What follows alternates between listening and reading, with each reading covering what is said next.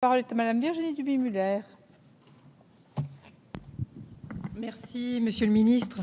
Alors que la France s'apprête à prendre la direction de l'Open Government Partnership en octobre 2016, nous sommes pourtant bien en deçà des ambitions affichées quant à la modernisation numérique de l'État. Nous occupons, selon l'indice de développement numérique mis en place par la Commission européenne, la peu glorieuse 16e place sur 28. On le sait, le numérique ne nous attendra pas. Si l'État n'est évidemment pas une start-up et si nos services publics ne doivent pas être ubérisés de la même façon, nous avons néanmoins beaucoup à faire. Et dans nos territoires, l'action publique évolue encore trop lentement.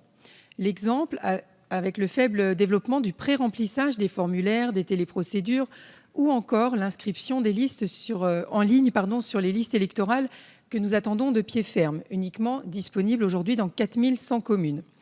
Le récent rapport de mes collègues Corinne Erel et Michel Piron sur l'évaluation de la modernisation numérique de l'État pointe d'ailleurs ces insuffisances dans la coordination des collectivités territoriales pour le déploiement des services publics numériques. Ainsi, les acteurs locaux reçoivent bien souvent des injonctions venant de l'État, sans concertation, sans valorisation des expérimentations et initiatives locales. Le rapport soulève également les problèmes de mise en œuvre de la numérisation des services locaux.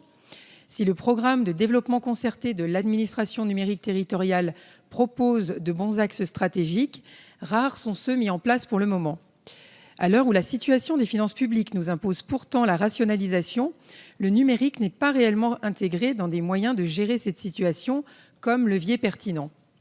Plusieurs pistes sont envisagées et proposées avec beaucoup de pertinence dans le rapport de mes collègues.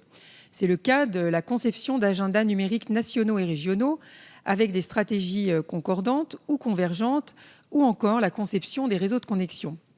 Monsieur le ministre, la défiance de nos citoyens contre les institutions n'a jamais été aussi forte. Et le numérique est un instrument de la modernisation de l'État qui apporte de vrais éléments de réponse.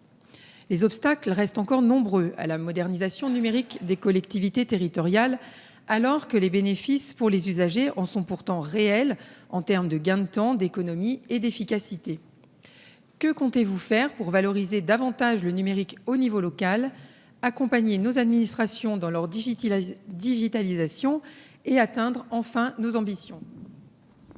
Merci Madame. Monsieur le Ministre, pour 2 minutes.